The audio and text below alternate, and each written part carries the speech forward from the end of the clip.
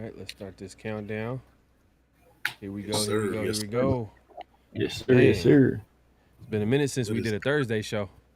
Man, for sure. Let alone a live show. It's a special treat, man. Oh, yeah, live, yeah. Thursday night SmackDown. Hey, man. Sir. Hey, that's gonna be a future guest, man. We're gonna have a WWF legend come through, man. And he gotta be a Raider fan too. He gotta be a Raider fan. Yeah. Oh yeah. He'll come through, man. He got some crazy ass Raider glasses. Nah, Silver and real, black man. is back. Nah, for real. Don't forget to clock in, like the thumbs, man. Hit the like, comment, subscribe button, and that notification bell. Here we go. Great Pharaoh. The gift of Troy is a fabulous fabric from the land of the 5 rivers.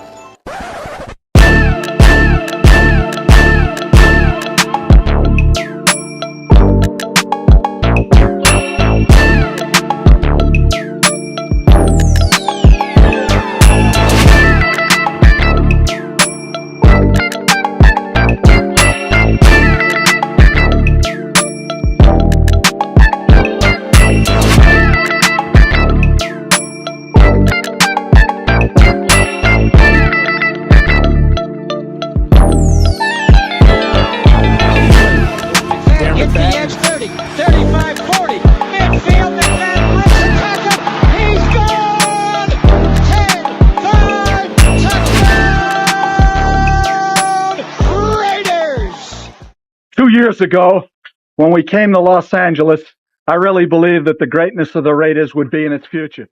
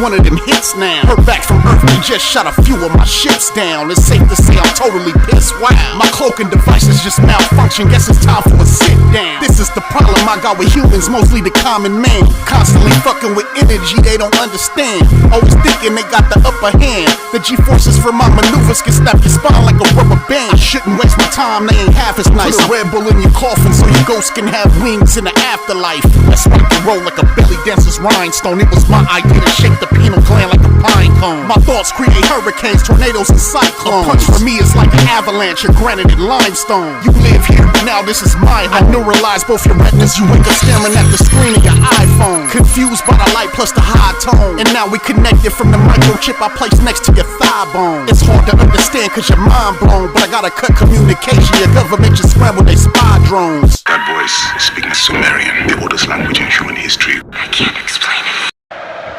What's going on? What's going on? We back. We back for another edition of Around the Shield. Make sure to clock in, man. Hit that like button, hit that subscribe button, hit that notification, all that good stuff. We appreciate everybody coming through, man. Another episode of the show, man. Hey, like we said earlier in the week, man, we are going to be coming out with episodes every Friday. But today was a special edition show, tomorrow being the game. You know what? We was like, let's just go live, man. Let's go live and talk to the nation, man. But we appreciate everybody coming through, man. How's everybody doing, man? How's everything going on, everybody? Good, man. We getting close to football. Before we get started, man, shout out to the chat. You got Indiana Raider, Anthony APDT, Big Mo Uncensored, John L. Bankhead. The rest of you guys, hey, make sure when you come in here, clock in and light the thumb, man. That's all I got, man. Yes, sir, man. Hey, Digital Prez already the first one in the building, man. Raider Resistance in the building, man. Appreciate you coming through. Man, definitely. If y'all haven't followed him on IG, y'all tripping right now. Y'all need to go ahead and do so, man. But man, appreciate you coming through. We got Ray Love in the building, man. One of the mods, man. Appreciate you coming through. She said, "Salute, nation." Just keeps it simple. Man, appreciate you coming through. Indiana Raider. I got you, man. Should we give him the AP edition? We'll give him the AP edition. You got to. You got to.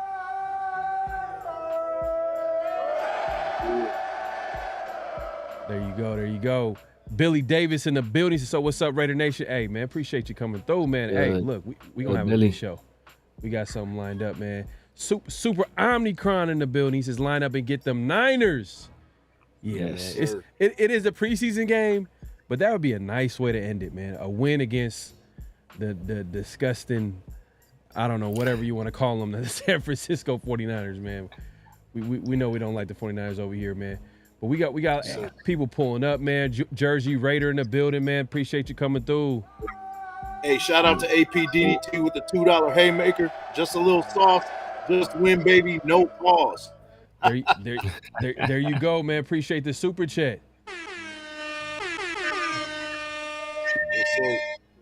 There you go. Man, we got people pulling up everywhere, man. Look, Raider Soul says F the Harbaugh Raiders start the season 2. F the Harbaugh Raiders start the season 2-0. Hey, there you go. Hey, man. Yes, sir. Hey, we gonna get that deserves a little shots fired right there, man. That's for all the haters around the league right now. We gonna talk about it, man. We have a lot to talk about today. Huey P in the building. Severe, Big Mike Farrell. He goes Raid. Hey, man, I guess I'm since I did it for everybody, I'm gonna keep it going, man. Keep your finger in the button.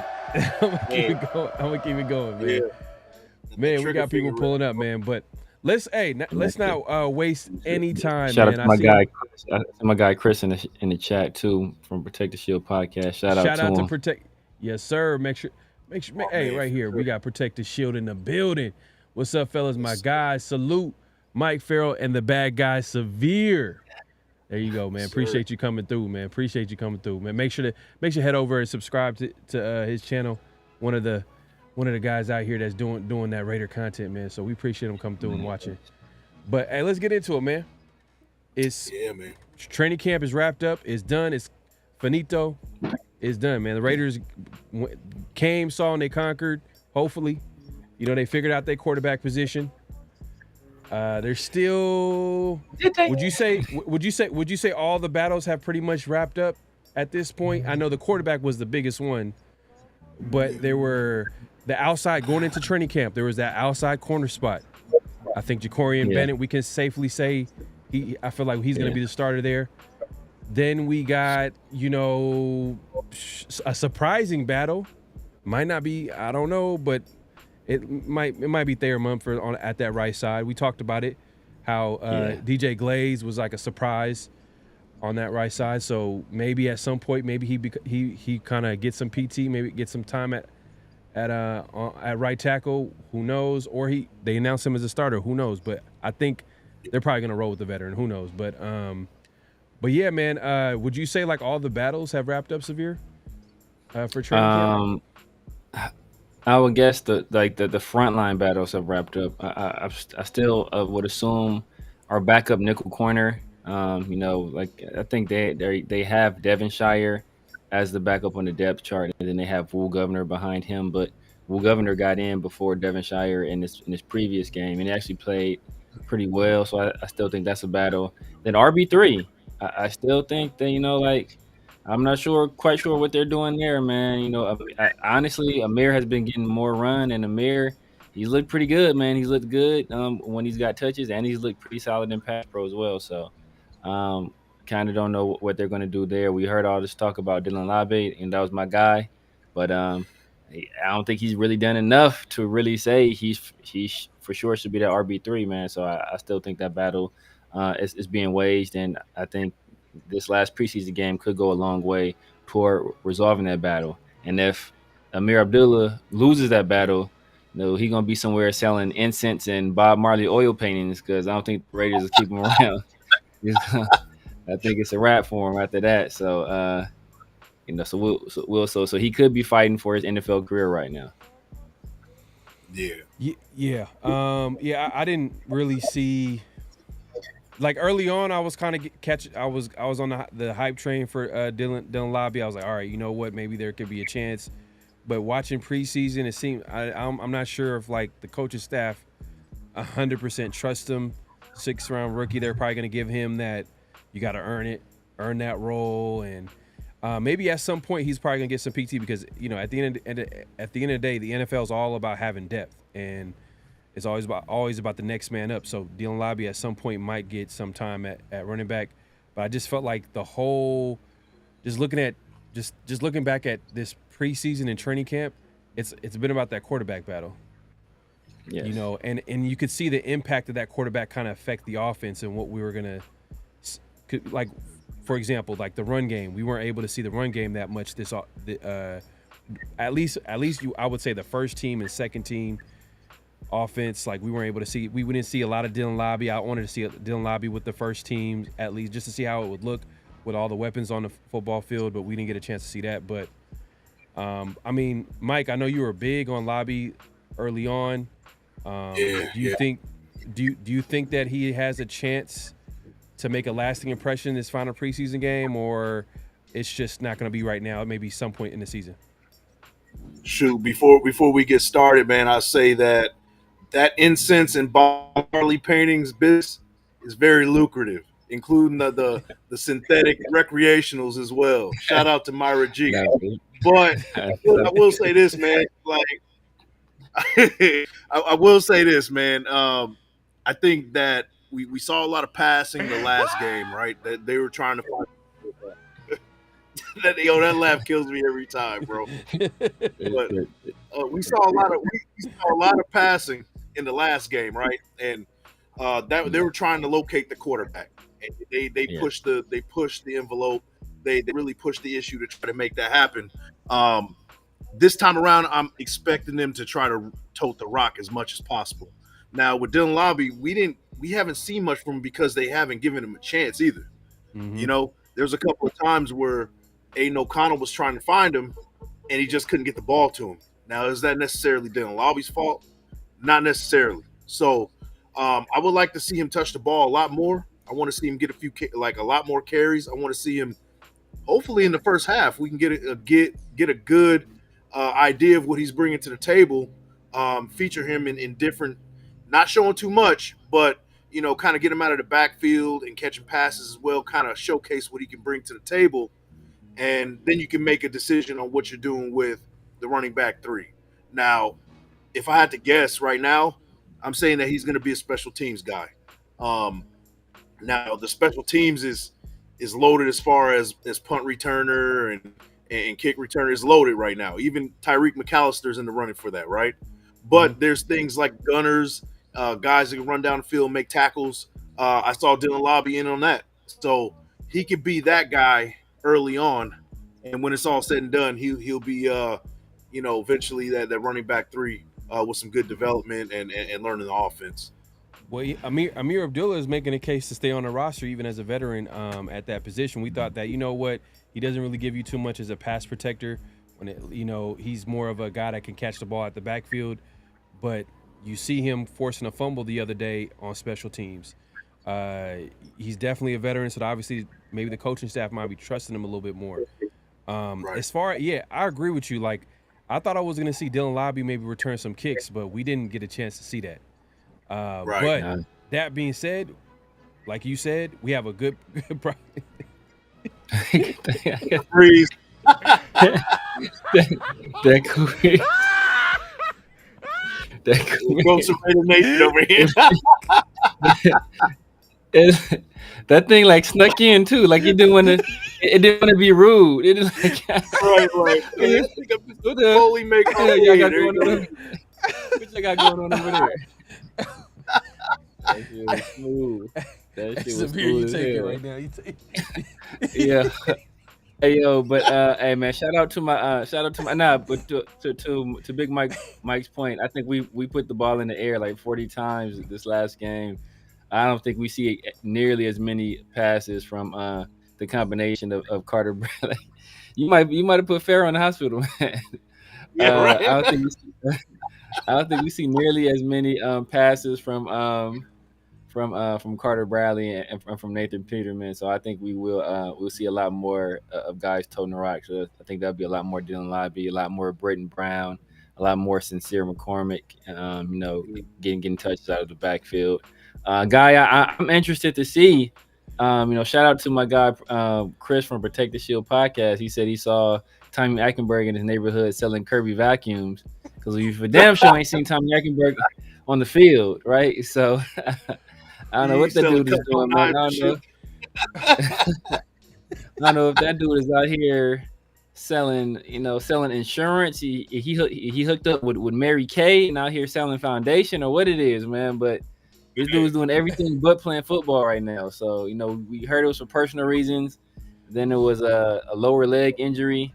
So I'm just trying to see if he's going to get any play this preseason at all, because that's another position battle that's kind of under the radar. He's supposed to be our backup middle linebacker, but if this guy has been unavailable, for a very large portion of training camp and all of preseason thus far, we have seen guys like Amari Burney and Amari Gaynor step up, but we kind of had Eichenberg penciled in as a backup piece. So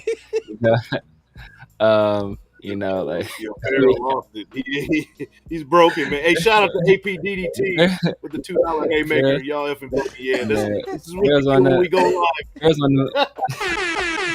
There's on the Slim Jims, man. But shout out to my guy Raider Smoke, man. Fresh off work, checking in. Make sure you clocked out from work, but make sure you clock in here. Raider Smoke. Salute to you guys, man. Salute right back to you. But yeah, man. Wrapping up this final preseason game against the 49ers. I know we're not going to see any starters this game. And it's very interesting because included in that group of people not starting is Aiden O'Connell, right? And even though he's the backup quarterback, he's also a guy that's not going to start. So, I mean, what do you think of that decision, Big Mike? Do you think that says something about where this quarterback battle truly is? Is it truly a done data, or is it this is is this like the contingent starter for right now? It's a short leash. It's a short leash for sure. I would say that. And I think for injury's sake, they're like, all right, we don't want our backup quarterback that might be in case there's a short leash to get injured. They don't want that to happen. So that's the reason why he's not playing. Now, as far as kind of their third string guy here, or back up this, back up that. We haven't finalized the 53 yet. So this is strictly for, finding that 53. There's a lot of camp bubble guy, roster bubble guys that are still kind of battling it out. I think that Will Governor is making a name for trying to. He's making a case for trying to make this 53. I think that he's played better than MJ Shire so far at this point. If I had to guess, I think I'll see him on the 53. And the next question that leads to that is, what are we doing with Brandon Faison? Brandon Faison hasn't showed up at all. I know he's been injured. He's getting paid.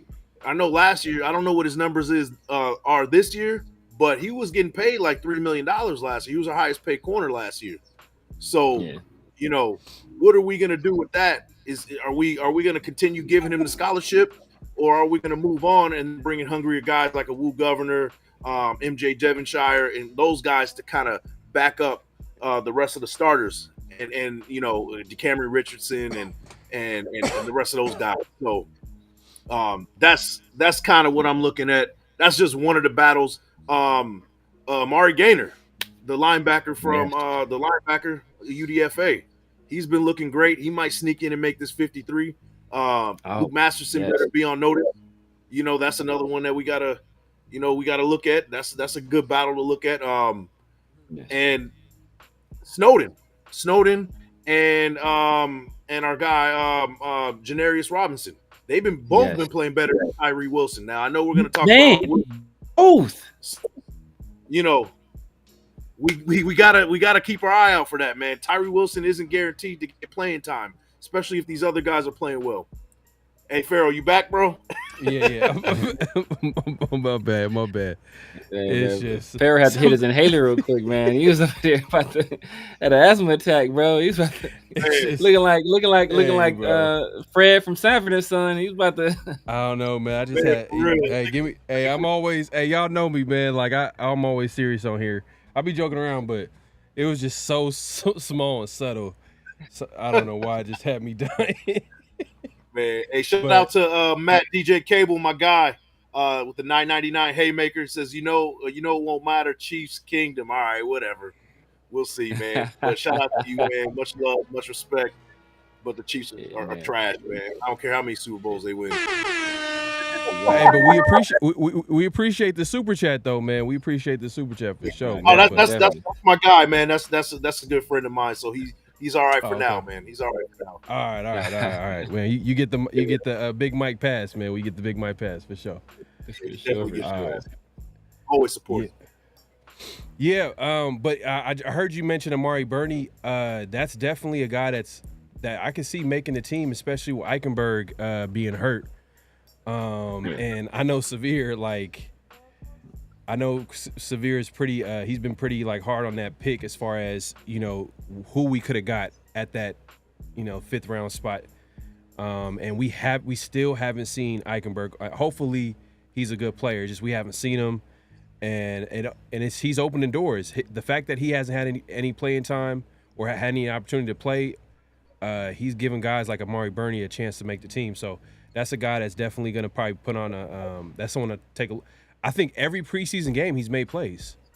Every preseason, and even Antonio Pierce is kind of singled him out as a guy that is making plays at that linebacker. He's kind of that off-ball linebacker too. So we'll see, man. I'm trying to think of some of the receivers too as well. I know we feel pretty good about the receiver spot, but would you say are the Raiders? Do you think the Raiders are going to carry 4 receivers or 5? They got to carry at least 5. They got to carry at least 5. Just because I'm only throwing that out there because it just feels like with this offense, it's not going to be an offense where they're going to spread people out, and even though they got players to do that, but I feel like the identity of this offense. I know we haven't seen it in preseason, but I feel like the identity of offense is going to be running the football, getting the ball to playmakers like the tight ends and the Devontae Adams and Kobe Myers, but I'm not sure would it make sense to carry four receivers. Four receivers. They could carry a fifth guy, but what do you guys think about that? Yeah, I think they typically, carry. No, go ahead, Mike. You take it. yeah. Typically, when you carry 6, that means that you're going to be spreading it out. That's typically the in the case when people are spreading the ball out, they're going to have 6 receivers. I know that Josh McDaniels, when he was the head coach, he had 5, and this team seems to be going with the 12 personnel, trying to run the rock. That seems to be their identity. So I can see them rolling with 5 in this situation and having more running backs, or maybe a 4th tight end. We don't know, but I think that 5 is typically where you're at. 4, I've never seen 4. I've seen 5. I've seen 6. Sometimes there was a time where I seen 7, and the 7th one was a special teams guy. So 5 is the sweet spot for sure. 5. Yeah. I can see that. Oh, Severe, what you got on it? Yeah, I agree. I actually think we carry 5 wide receivers, and I think we may end up carrying 5 tight ends, to be honest with you, because we're not going to carry. I don't think we carry as many running backs, especially since we don't have a true fullback in this offense. That's an extra roster spot right there. So kind of depending on what we do with Amir Abdullah and Dylan Lobby, I know if we do end up keeping Dylan Lobby and Amir Abdullah both on the roster. I'm pretty sure Lobby will make the roster because I don't think they want to try to stash him on the practice squad and have a team grab him. So I think he's basically a lock for the roster. So at that point, we're making a decision on Amir Abdullah, and is he good enough on offense and good enough as a special teamer to keep on the roster? If so, I still can see us carrying 5 tight ends because you already can account for Michael Mayer, Brock Bowers off top, Harrison Bryant, and then that guy Shanker. And then I think there was one more, and Fotheringham as well. And I think they like Fotheringham, and I think Fotheringham was a guy who is a good special teamer, and he does well on scout team. So I can see us carrying as many as 5 tight ends, especially with Brock Bowers kind of being amalgamous as both a tight end and a wide receiver and fullback. He kind of has his foot in all 3 of those places. So I can see us doing that. 5, man, 5. That's gonna be crazy. 5 tight ends, but if it was last year, last year we had that tight end who, we've heard throughout training camp. Trying to remember his name, but he doesn't play he don't play for the Raiders no more. I think he plays for the Saints. He was a guy that had really good training camp. Horsted. Horsted, yeah. If we had that type of guy, kind of rounding out the tight end group, then I could see us carrying. But after Bryant, then it's maybe 4. I don't know. 5 seems a little bit much. You know what I mean? Especially, I think 4 is a lock. I think it's a lock to have 4. I think 4? I can see as many as 5, but I think 4 is a lock. 4 is a floor. Yeah, it's especially okay. We got some Niner fans in the building, man. Brock Bowers. He says, "Just win, baby. Just win, baby." Okay, yeah, that's what we gonna do. Yeah, for sure. Appreciate you reminding us. But yeah, I can see that with two tight end offense for sure. If that's what you're gonna roll every week, if you're gonna be running the football, definitely gonna carry a few tight ends. Now looking at the Niners, it's a preseason game at the end of the day, y'all. Like it's gonna be the battle of the backups. You know what I mean? It used to be the battle of the Bay, but it's gonna be the battle of the backups. We'll try to enjoy it. Hopefully the Raiders, finishing out with a W. They haven't won a game in preseason. It doesn't really matter, but it's just good to just end it on a positive note. But at the end of the day, it's the last preseason game. It's going to be guys that you're going to be trying to make the roster. And for the most part, a lot of the guys that's going to be playing on the field, they're not going to be on the team because right now they're at what? They're like at 80. They're what? 90, 89 90. Players on the roster. I think it's 9. Yeah, maybe 89. But I think the limit, the max is 90. So they should be at 90. So if you don't count facing, they're at 89. Final cut down day, I believe, is early next week. It's usually right after that preseason game, they get down to 53. Yeah. Mm-hmm. Let me see. Final NFL final cut down day. Let's see. And then, from what I'm hearing, I don't know if this has been confirmed or yet, but I've been reading up, and I think the Niners are going to play some ones. I think I even heard that their Brock Purdy may go in Yeah, that I game because he struggled this past game. So I think Brock Purdy, I think he was like 2 for 6 or something like that. So oh, he didn't do that great. So I think they want to get him out there one more time and kind of cleanse his palate of that performance. Which I thought AP might do with Aiden O'Connell because the last time we saw him on the field, he was throwing a pick six on a pretty poor read and poor decision. So I thought he would want yeah, to get him out there, kind of help him build his confidence back up. But right. obviously, he kind of feels that he's so important as the backup quarterback and the guy that's, as I said, I think both guys will start at some point this season. So he's going to be a guy that's going to start games for us this year. So he's too valuable to risk getting hurt, especially with backup offensive linemen. Tony says pretty sure Niners are playing some starters. So yeah, he's pretty much saying the same thing you're saying. Severe. Look, hey, the AP came out and said no starters are playing. So as far as the Raiders goes, they're not going to be playing any starters. If the 49ers are going to go ahead and do that, that's on them, man. They want to risk. That's where you're kind of like being a little. You kind of play. How do y'all feel about that? Like last preseason game, do y'all believe that a coach should play the starters last preseason game before the regular season? No. I wouldn't want to do that. That's kind of risky because at that point, what are you trying to prove? Yeah. Right. And one thing we do have to pay attention for this game is who is playing, right?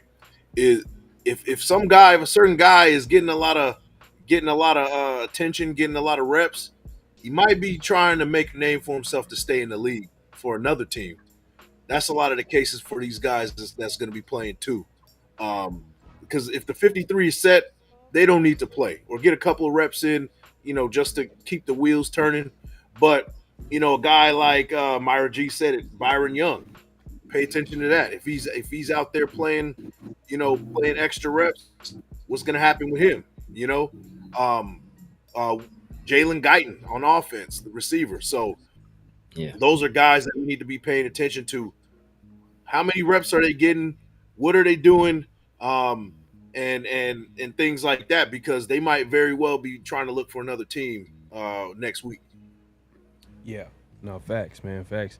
Loading says AP knows trust in the process. There you go. My guy Rob says Kyle will look hella bad. I guess that might be a reference to playing the starters last game of the season. Yeah, if they get hurt, if Purdy is playing and he gets hurt, it's a bad look. But I guess yeah. Hey man, they clown in the chat, man. Yeah, the chat is loading, man. The casting call. Y'all hilarious, man. Hey, I'm comfortable, man. This breeze out here, man. I'm chilling. Man. There you go, man. Yeah, man. But look, you know what? Like I said, man, the Raiders are gonna, on their end, they're not gonna play any starters. We'll tune in tomorrow when the game plays. I think the game's around 7 o'clock 7 p.m. Pacific. 7 p.m. Pacific Standard Time. We'll be tuning in. We'll try to see what young players make a lasting impression. I know I was trying to allude to a receiver that was having a good camp, an undrafted free agent, a wide receiver, because I was talking about that fifth receiver spot. He might be a guy that might make the team. Is McAllister? Not McAllister. I know you're thinking about special teams, but it's the big body receiver. I think Romel Keaton out of Tennessee. Yeah. So he's kind of had a good impression on the team in training camp. He had that bad drop. Yeah. So look, if he finishes the preseason strong, he might make a case to get that fifth spot. Who knows? We know DJ Turner is going to make the team.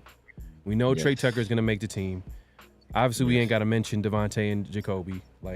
So those are receivers they're gonna make the team. So that fifth spot, who's it gonna go to? And at that point, special team value is gonna be huge. But And Tulu Griffin is a guy that we haven't seen at all, and that was a guy who I thought had a chance to make the roster. Speedy based on his speed, based on some of the stuff he did. in college, and he had some return ability as well, but we really haven't seen him at all. So he's a guy that's gonna probably end up on the practice squad. Hey man, I guess it's gonna segue to Around the Nation, man. Raider Smoke says Tyree might damn near play the whole game. So this is Get all the reps. You need all the reps. So we it's Around the Nation, man. This is what everybody's talking about right now. Is Tyree Wilson and how he hasn't really, played as well as you want him to play. His second year, he's a top 10 pick, number 7 overall. I'm gonna pull up what some people in the social media is saying right now. We got, let me share this page here. And let's see if y'all can see it here. And Delusional, shout out to Delusional Raider fan, man. He says, I really thought Jalen Carter was a lock. Instead, we chose an edge rusher with injuries who still now hasn't developed one bit. Shout out Josh McDaniels. Obviously, he's being sarcastic right there at the end. But yeah, man, how y'all feel about this, man? Like, this is like the easy thing that people point to is that, man, we should have got Jalen Carter, man. Best D tackle, arguably best player in the draft. We all know CJ Stroud is doing his thing, but going into the draft process, he was the best player on the draft, and then the off-field stuff kind of pushed his draft stock all the way down to the point where the Eagles pretty much picked him at number 9, I believe, at least like number 9 and number 8. And the Raiders had a chance at number 7 to get him. Yes. A big need, and it's a great player. You know what I mean? Talented player inside. But the problem is, let's be real. Like, y'all got to be real. It's not about, the Raiders knew that he was talented. It had nothing to do with talent. But come on, like, we got to, this is my perspective. I'll let y'all take the floor after this. We all know what happened with Henry Ruggs, that whole situation. Yeah. There is no way Mark Davis was going to co-sign a player who had off-field issues that was similar to what Henry Ruggs was going. Obviously he didn't end up going to jail or anything like that, but I think he was speeding, drunk driving, whatever the case may be. It was a weird situation. And now, do you think the Raiders are going to take a risk on that type of player again after that whole Henry Ruggs situation? I just didn't see that happening. That's why it never happened. I think McDaniels, and I'm not trying to give McDaniels or Ziegler any type of credit. I'm sure they wanted to draft him. I think they wanted to draft him, but I think that was above their pay grade. They could not make that pick. That's just my opinion. That's how I looked at it. It had nothing to do with Ziegler looking at Jalen Carter and being like, nah, I don't think he's that good. I think Jalen Carter, Tyree Wilson is a better player. I think it just was a situation where Mark Davis was like, no, this is a PR nightmare. We just got this whole situation with Ruggs. We don't want to. We don't want to have these types of questions. We don't want this guy to make the same type of mistakes. We just don't want to take that risk. That's just how I look at it. I mean, how do y'all feel about it? Do you think it was? Do you think the Raiders scouting was that bad where they were like, Tyree was the better player than Jalen at number 7? So at the time, if you guys remember, Tyree Wilson was graded as high as number 2 from some people's boards. So they felt like at number 7, that was a steal. Now in hindsight, it's like, oh, that was a terrible decision. Now keep that in consideration, because of Jalen Carter and the stuff that you just mentioned. That seemed like the good pick at the time. I think we should have just still taken the risk and got Jalen Carter. I mean, that was my thing. And if not, then you should have went Christian Gonzalez, or even go and get. I know a lot of people don't like the running back in the first round, but Bijan Robinson, he might arguably be, when this is all said and done at the end of the season, the best running back in the league.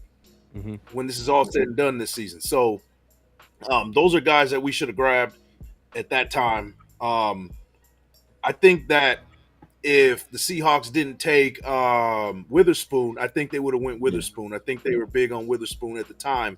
Yep. And I think that would have totally negated Tyree Wilson if he was still available at 7. But I don't care when you go best available. Jalen Carter coming out, he was supposed to be this generational talent. And just imagine him right next to Max Crosby. It would have been ridiculous. Tyree Wilson, Tyree Wilson isn't aggressive enough. He plays the game kind of soft. His get off is not very fast to be an edge rusher. He should probably be moved to the 3 technique. Maybe he has no move set. Maybe he moves to 3 technique, learn a club and rip, learn a bull rush, gain a little bit of weight, and maybe he'll be good to go. But as far as the edge goes, I think that whole idea of doing that is out of the window at this point. Man, going into the second year, you just feel like it's you don't see it. I don't see it. I don't see it in the I can pinpoint exactly where I didn't see it. Now, if you guys remember in the second quarter, it was Tyree Wilson had to make a play on Trey Lance, and he didn't hold contain, and he went on a bad angle on Trey Lance, and he went down the field. I think it was a 3rd down, and extended the drive for a 1st down. If Tyree Wilson would have taken a better angle, kept contained, set the edge properly, he would have made that tackle. But instead, he had a bad angle, and he looked slow out there trying to chase Trey Lance.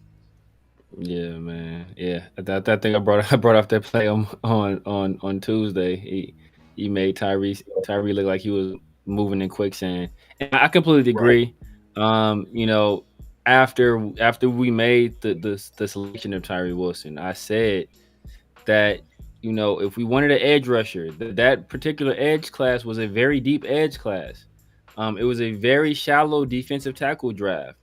But it just so happened that we had a need at defensive tackle, and the best player in the draft, and probably the best defensive player to come along since Quinnen Williams or Nick Bosa, and he has a chance to be better than both of those guys, was Jalen Carter on the defensive line filled with 1st-round picks. Everybody said he was the one. He was the guy. And as far as I know, his entire time at Georgia, he had not been in trouble. So he had that one incident. And then, I think people were kind of scared off by, he wasn't in the best shape when it came to his workouts, but he was also dealing with those legal issues at the time as well. So, I think that can kind of be excused.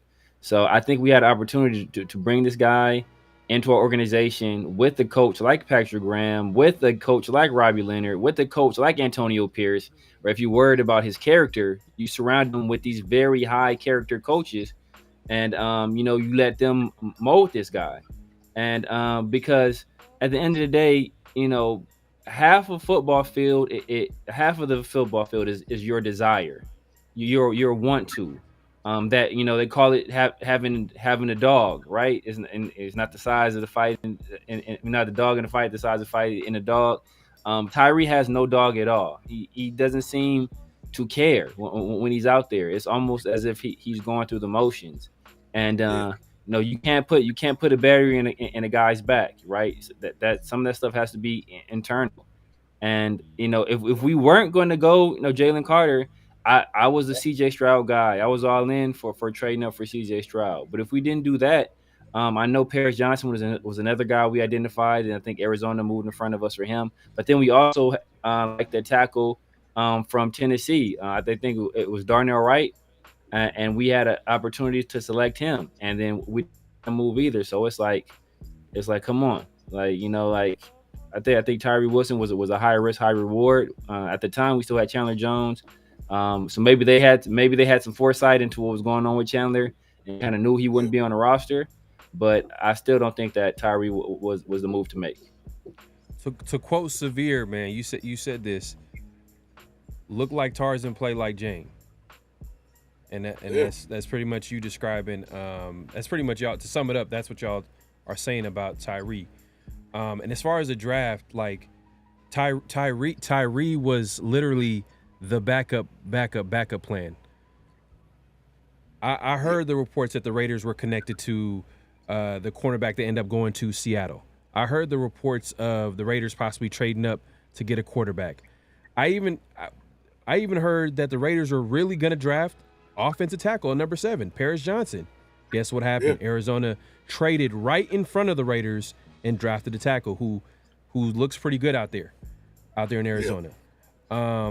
If trading down was ever a thing, perfect situation.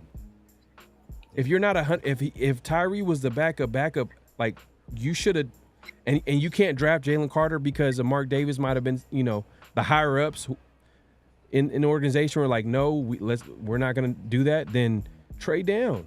But that's in the past. The Raiders end up drafting Tyree. Hopefully, someone in the chat was like, hey, look, Richard says 3-year true evaluation.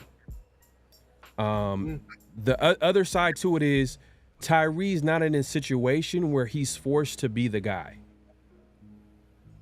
What he needs to be for this team is just find a role.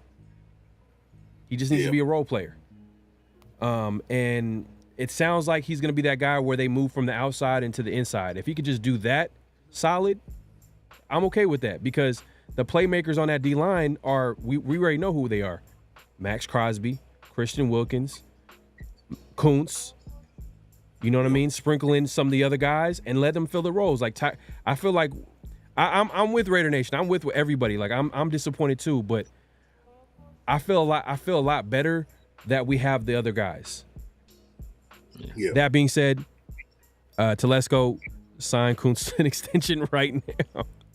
Sign him to an extension. Kuntz is making money. Man, negotiate that deal right now before he has like a 3-sack game or whatever, and he has all the leverage, and because he's going into next offseason as the youngest or one of the youngest guys at an edge rusher position where he's kind of on the rise. So you know how that goes. Like your guy on the up and up, edge rusher, their market is crazy. That's why like these guys go in the top 10 easy. You know what I mean? Edge rushers go in the top 10 easy. Tyree Wilson is making Kuntz some money by his poor play. Man, fact. Because the more Tyree Wilson struggles, the more valuable Kuntz gets. Because who's behind Kuntz? Janarius Robinson? Who is it? I mean, like, Charles Snowden? Like, his value goes way high, bro. Mm-hmm. So, African? The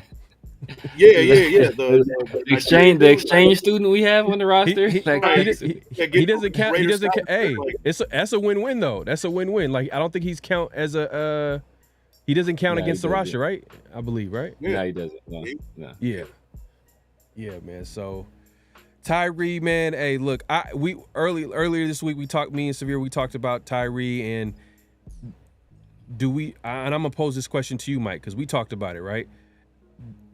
Do you trade Tyree right now? Because there was an article by Ryan Fowler of Bleacher Report, and he kind of posed this idea Jeremy like the Raiders should. It's Jeremy Fowler's cousin. If you know, you know, man. If you know, you know. But he pretty much posed this idea that the Raiders should trade Tyree while he still has value. Because there might have been some teams that valued him in the draft, and they can easily call around the league, first round. You know how first round picks they all got that reputation. Teams are always going to be like, you know what, let's see what we can get out of it. And the Raiders, he basically said the Raiders should get the value out of him just based off his production and the disappointment in his young career. Would you trade Tyree right now? Yes. Simple answer, yes. Now, a lot of people will say, give him 3 years, right? Here's the thing, though. Like, I think we have enough sample size to kind of tell, like, what Tyree Wilson is at this point. Second, say you wait another year, and then you find the second year that he isn't worth a damn. Then you get absolutely nothing for him next year. This year, while the value's still up, there's still upside, there's still a mystery behind him. You can get at least a third, I would guess, a fourth, maybe third, fourth. But we're looking at a third, fourth, as opposed to next year being a fifth or sixth if he still struggles. Now, the optimist side, you could be like, okay, maybe he does need some time to develop and things like that. And if you do give him up for a third this year and he goes somewhere and shines, then it just looks bad, right? So it's a risk, but I think that right now we gotta move on from him. Now that might mess up the depth because if you are talking about putting him at the D tackle position, that'll bolster that tackle room, right? Having him there, Snowden can back up Kuntz and or Janarius Robinson, like that'll be good. I think they're good enough to be on the 53, and Tyree Wilson kind of be put at the D tackle or a hybrid D tackle slash edge in rushing situations. I don't think he can stop the run either, but he's a big body that could possibly set the edge if caught to do so. So it's tough, man. But my gut, I would say, get what you can from him now, because I don't see him, kind of turning that corner. And I hope I'm wrong, man. I hope I eat crow about it. But I've been saying this since day one. I think he plays soft. I don't think he has the dog in him. I think that he doesn't fit in with the mentality of this defense. The Max Crosbys, the rest of the guys that are pissed off and have a chip on their shoulder. He does not have that. It does not fit. So get what you can now, and build for the future. Get somebody in the third round, or use that in a package deal to move up if we're looking for a quarterback next year. Those are the type of things that you have to consider. I mean, yeah, no, and I look, and the other side to it is people will say, well, his potential outweighs the risk of trading him. So they look at a talented player like him, former first-round pick. What are you going to be trading for him? Like peanuts? Just because it hasn't worked out. He's still on a rookie deal, so it's not like he's getting paid like a huge contract.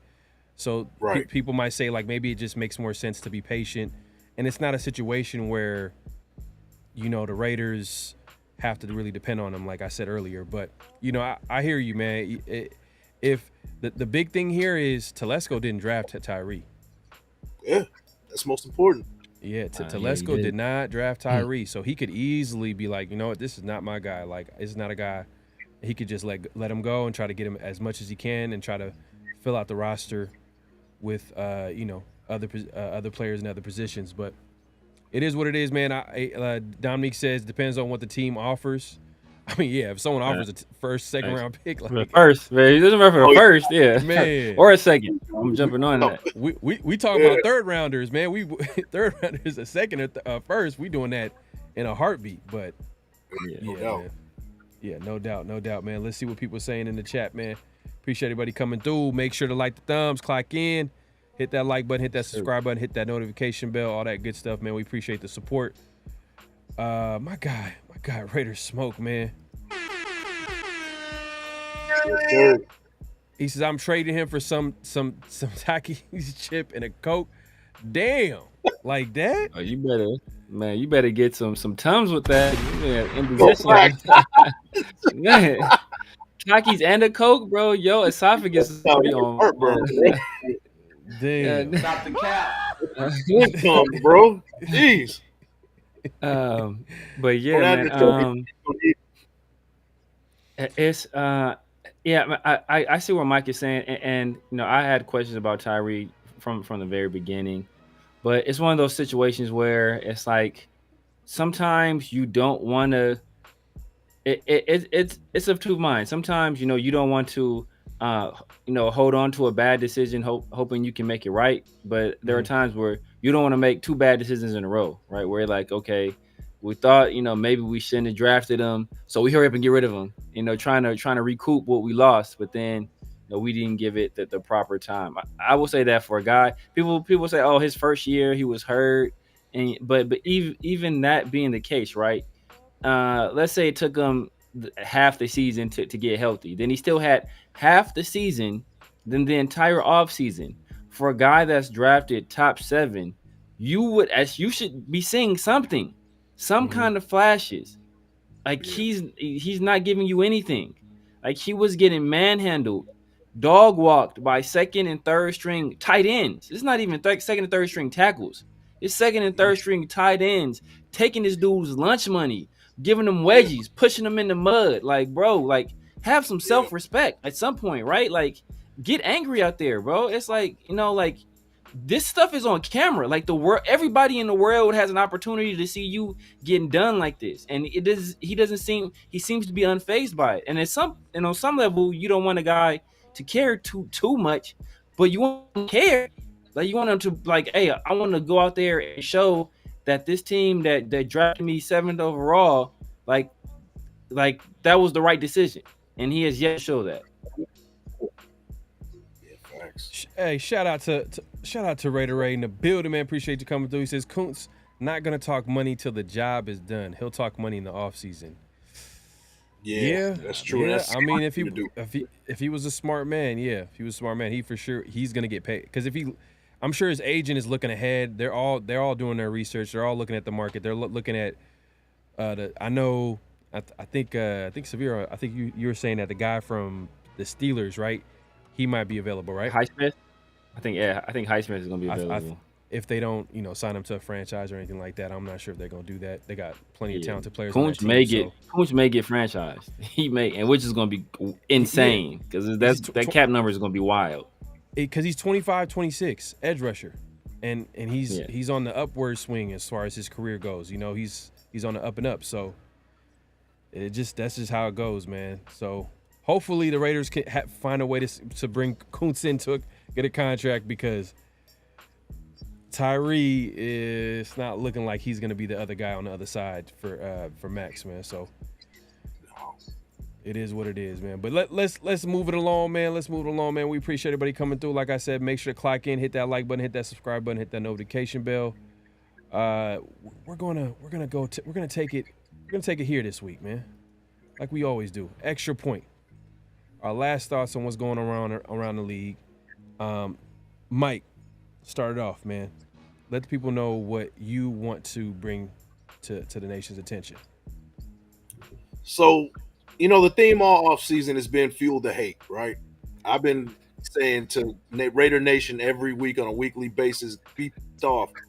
Stay pissed off. Week 1 to week 17 and beyond, right? Be pissed off because a lot of people are selling us short. In this case, not so much, man. I think there's somebody that's actually believing in what we're doing. So this is from NFL on Fox podcast. This small writing on there. Is it Dave? According to Dave, I can't read the name. It's Dave Hillman's. Dave Hillman's. It's NFL on Fox podcast. Yeah, according to Dave. Yeah. Yeah. So it's the top 3 overlooked teams of 2024. Tampa Bay Bucks at number 3, Arizona Cardinals at number 2, and our beloved Las Vegas Raiders at number 1. This guy knows what he's talking about, man. Guys, we know what this team can bring to the table. A good defense, probably an elite defense on paper. That's what we're hoping for, right? Elite rusher. Corners playing pissed off. Corners playing with a chip on their shoulder. Jack Jones, Jacorian Bennett trying to prove himself. And then on offense, if they can just be in the middle of the pack and mitigate turnovers, Minshew doing his thing, improvising, using the RPO in his advantage and not doing too much, we could very well be that 11-6 team that I'm predicting that we're going to be. So shout out to Dave Hillman from Fox, giving us some love for the first time. You know how I feel about the mainstream media. They don't know what they're talking about. They're not doing their due diligence.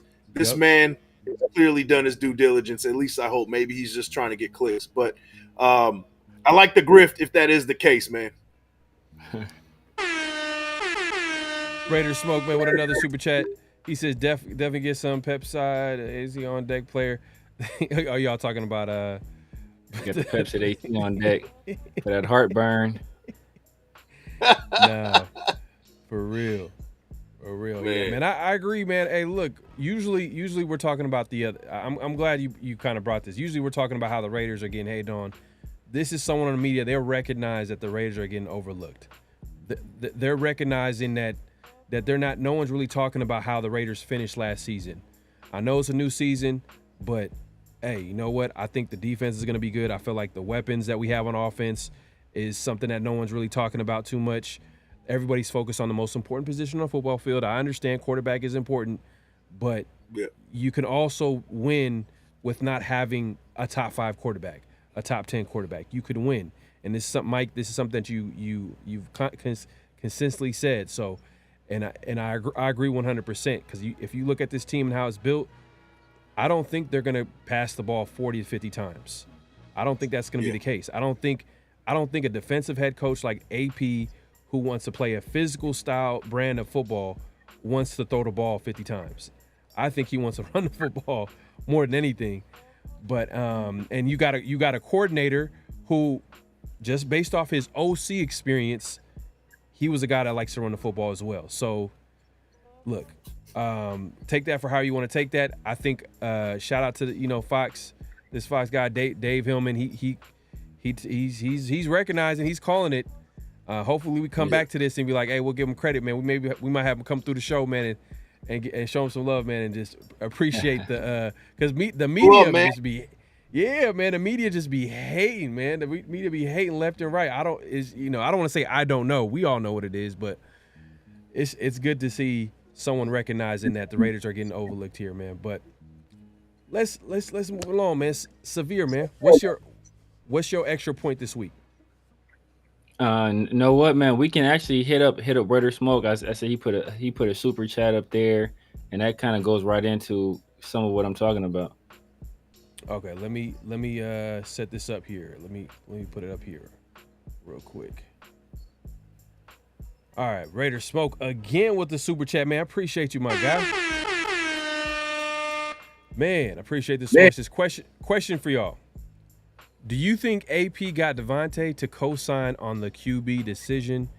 And what do you make of DA posting a pic of him and AP the other day? All right, I'm gonna say this real quick, and then I'm gonna pass it along to Severe. Y'all remember last offseason when Devontae Adams had that, I think that interview with The Ringer. I don't know if that rings a bell, but he sat down. He was talking about how, like, he wasn't impressed with the Raiders offseason and yada, yada, yada. And this is not what he came to the Raiders for. And, like, he said a lot. And what did he do? He went on he did the same thing that he did, what Raider Smoke is implying here. He had a picture with Dave Z around his shoulder, like, hey, we good. We're it's all good and all this, right? And I think he's doing the same thing here. He's just trying to control the narrative a little bit. I think that damage control. Look, what he said to begin with is how he really feels. Let's keep it real. So last week, and that's something that we should talk about too as well. Last week, we talked about Devontae saying that he didn't want to play preseason. AP saying if you're healthy, you play. Come game time, all of a sudden, oh yeah, DA, he messed something up on Thursday. I bet he did. I bet he did. I don't like that at all. I'm gonna keep real with you. I don't like that at all. Just because look, AP, he's not trying to take anything. He's not trying to personally attack Devontae. I feel like he's just trying to set a standard for the team. And when Devontae, a big time player like Devontae do something like that, I think he's setting a standard in the locker room. Like, hey, look, I get to do whatever I want to do. I'm on a whole different level. Like, I don't need to be treated like this because y'all know how it goes. But I'm gonna pass it along Severe, man, because it's on you. Extra point. But Smoke, man, I appreciate the super chat. Appreciate the question too as well. Nah, facts. I will say this: UNITY, UNITY. That's the unity. I think that unity. Unity. We've seen, anybody who's been around this team, we've seen a lot of division, and that comes with losing, right? Anytime you're losing, everybody doesn't feel the team is going in the right direction, and they have feelings about which direction the team should go in. And we saw that, basically at its worst, in my opinion, when we were having the debate about what to do with Derek Carr. That ripped apart families and friendships and fantasy football leagues, right? Like there were people that were really at each other's necks about what we should do with Carr, whether Carr was the answer at quarterback or whether we should move on. If Josh McDaniels did nothing else, he settled that argument, right? He got rid of Carr. We let him go, and we've moved on. But since then, a new argument has replaced that one. And at the center of it, this offseason has been Gardner Minshew and Aiden O'Connell about who we should have as a starter. And the thing that's been the most troubling for me is that I'm a guy that I felt it would be best for the team if Aiden was able to step up and win the job because he's a little bit younger, he's a little bit cheaper, and we have team control over him for longer. So that would be the ideal situation. That was what was my hope. But when everything, just about everything I'm hearing and just about everything I'm seeing says he is not the better player, then I cannot go against what my eyes are telling me who the better guy is. So if Aiden would have been named the starter, I didn't think that would be the correct decision, but I would have put all my support behind Aiden as our quarterback and hope that he is successful. And now when I'm, in these comment sections and when I'm on Twitter and in these different chats, that's not what I'm seeing. I see people literally like wishing the downfall of Gardner Minshew just so Aiden can get elevated and they can be proved right. Like, I don't think that's the direction we want to go, right? I think we're already one of the teams that gets the most hate from around the league. Mike has been on the tear this entire offseason, pointing that fact out. So I think we need to have a united front. Not to get like too historical with it, but Malcolm X once say, when I is replaced with we, even illness becomes wellness. So I think we all need to be, we're all Raiders. We're all Raiders. And I think we all need to understand that, we all support the same team and we have the same goal. Now, whether you think there is a different means to achieve that goal, so be it. But let's just support what we have in place right now. You can critique it, but don't wish for them not to be successful just so you can be proven right. Right, man. Right. Yeah, man. I couldn't say any better than yourself, man. Hey, look. At the end of the day, man. AP and Mike, you kind of alluded to this last week, and I didn't, and I know we kind of like, what, it's not a big deal, but like now that fast forward to this week, it's crazy how 1 week can really change, man, because you question the relationship with Antonio Pierce and Devontae. Is Devontae a ticking time bomb? Like, can things go left? Like, you know what, man? I put a poll in the chat. Go ahead, or should we be worried about Devontae Adams? Yes or no? Simple question. Go ahead and tend to the poll. But my gut, I already told you, it doesn't feel right, man. It just doesn't feel right what's going on with Devontae Adams. I think the one time this season things go wrong, it might be time. He might be finally showing his cards. Winning is going to be strictly about his happiness is strictly on whether we win or not. Now, should we blame him for that? I don't know, because he was promised a lot of things here and they didn't get fulfilled. So I can kind of be on his side with that. But my thing is, don't play the game, man. Don't play the game, because at some point we're gonna see right through it. I'm getting that gut feeling like, hey, maybe if things go wrong, if both quarterbacks don't play well, he might just be like, I can't do this no more. Go ahead and send me somewhere else.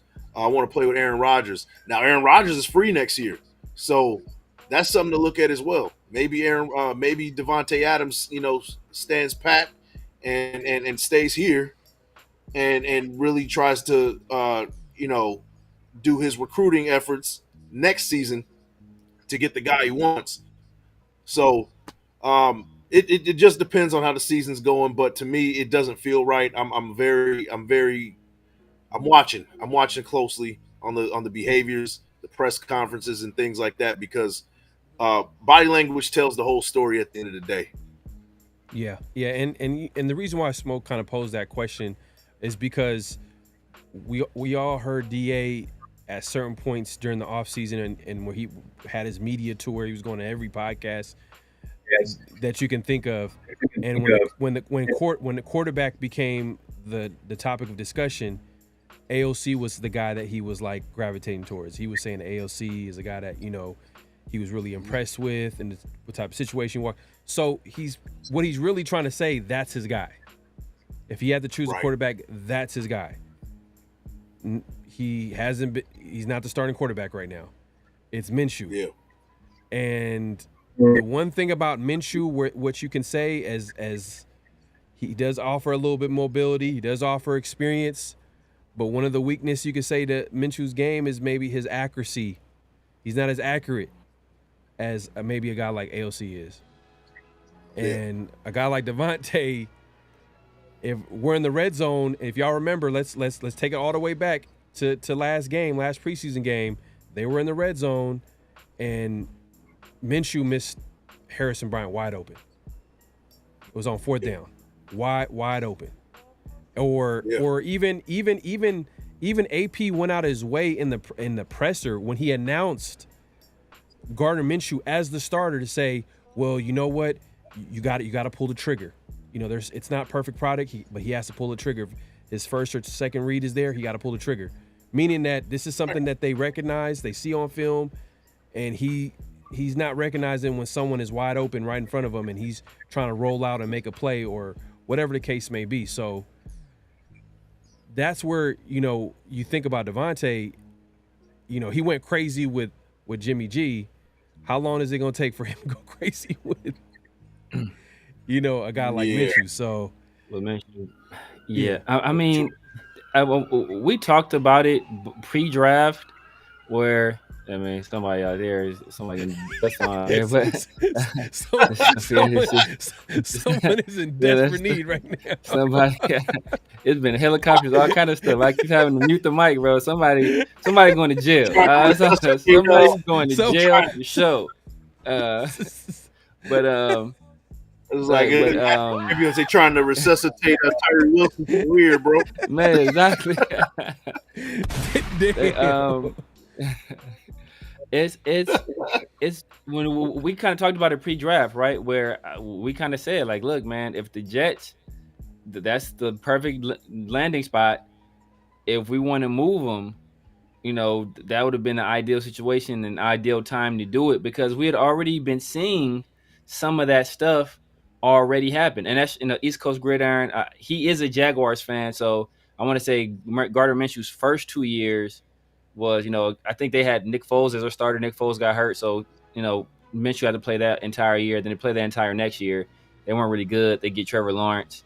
You know, kind of the rest is history. Gardner Minshew's kind of bounced around the league since then. So, but so he has, you know, he's seen Gardner Minshew live in action. But I will say that, you know, we had an opportunity to move Davante. If we didn't have Davante on the roster, I think the Brock Bowers pick makes a lot more sense.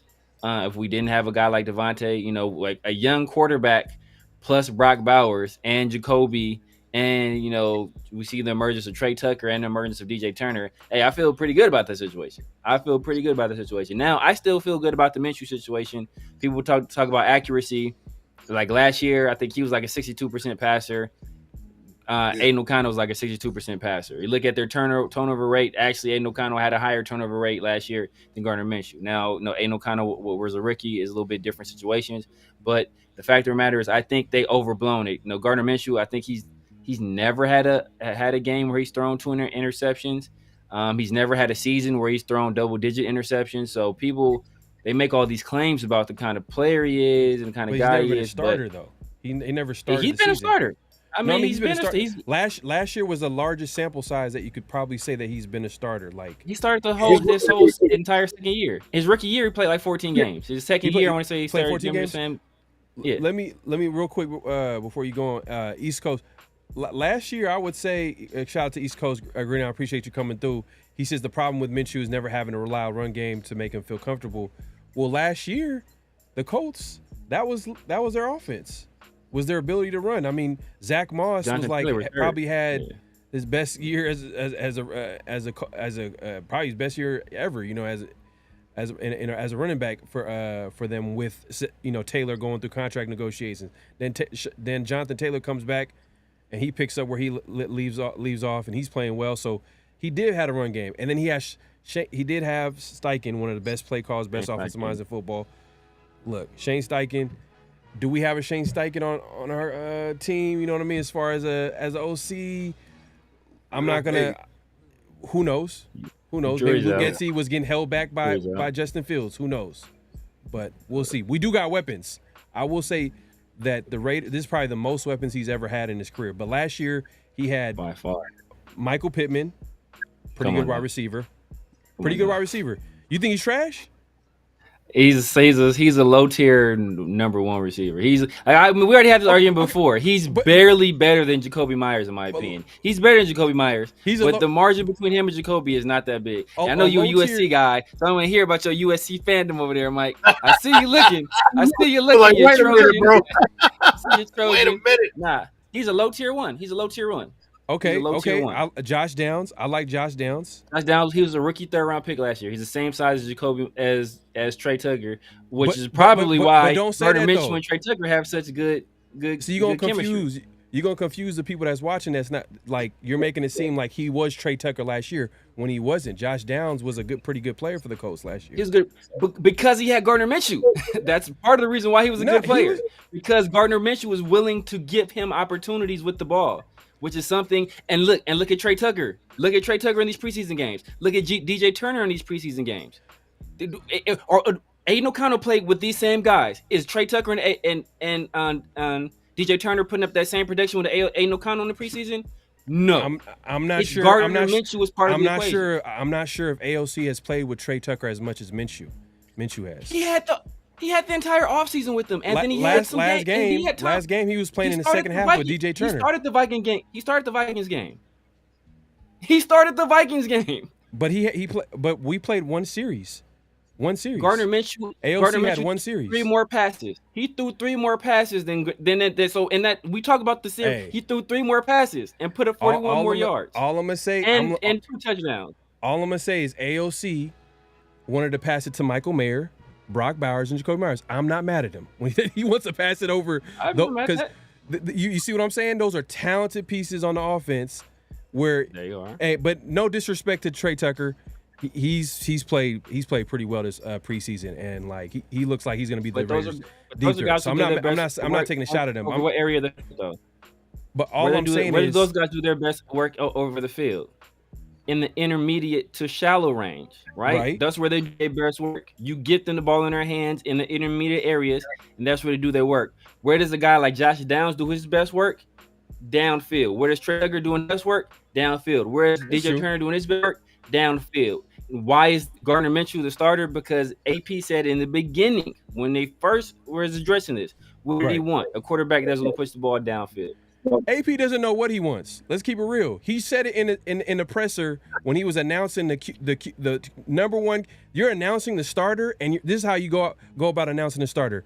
Well, we're gonna announce that Gardner Minshew is the starter because of experience, mobility, and he's gonna get us also a fast start for the first quarter of the season. He made it a point to say the first quarter of the season because he doesn't believe in Minshew like that. He doesn't believe in him that much. One of them. Look, he doesn't believe either one of them. But he believes in him enough to start him over Aiden O'Connell. Right. So we have 2 backups. I think we have one backup that I think we have a backup that has a higher ceiling in this offense, and I think the higher ceiling is what I like Gardner Minshew because he's more willing to push the ball downfield, and he also adds an element of mobility, which opens up RPOs, which is something you cannot run with Aiden O'Connell. Well, Vic Tafur actually reported on this. He said if we're going off training camp, right? And he did say that, in moments where they had like the scrimmage and, even like results as far as the results and scoring points. That first preseason game, Gardner Minshew was able to put 17 points on the board. Minshew has played better, but he reported this, and you can take this with a grain of salt, whatever. But he said that who threw Gardner Minshew threw, if they were, I think he talked to the coaching staff and he said the quarterback that threw the most interceptions throughout training camp was Minshew. Take that for how you want to take it. But my point is this. My main point is this. The reason why AP named Minshew the starter, it wasn't based off their play in training camp. It was just it was so bad. Because let's think about it. The last pass that AOC threw was a pick six. It was so bad that he had to sit down with Telesco, sit down with the OC, and be like, all right. At least Minshew gives us some experience. At least Minshew gives us some mobility. Those are things that you can't really change. So they had to look at like literally their skill set and be like, all right, let's just go with this guy. Remember what I said a couple of weeks ago. Break glass in case of emergency.